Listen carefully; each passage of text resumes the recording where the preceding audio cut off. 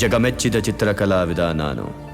ಆದರೆ ಜಗತ್ತನ್ನೇ ಅದ್ಭುತವಾಗಿ ಬಿಡಿಸಿದ್ದು ಆ ವಿಧಾತ.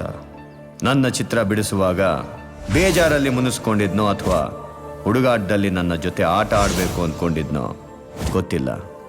ಒಂದು ಬಣ್ಣದಲ್ಲಿ ಕುಂಚ ಅದ್ದಿ ಇನ್ನೊಂದು ಬಣ್ಣದಲ್ಲಿ ಚಿತ್ರ ಬಿಡಿಸಿದ್ದಾನೆ. ಅರ್ಥ ಆಗದೆ ಇರೋ ತಿರುವುಗಳನ್ನು ನನ್ನ ಜೀವನದಲ್ಲಿಟ್ಟಿದ್ದಾನೆ.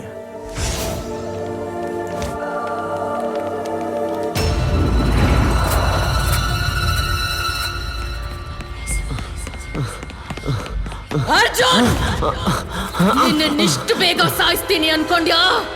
ಚಿತ್ರಹಿಂಸೆ ಕೊಟ್ಟು ಕೊಟ್ಟು ಸಾಯಿಸ್ತೀನಿ.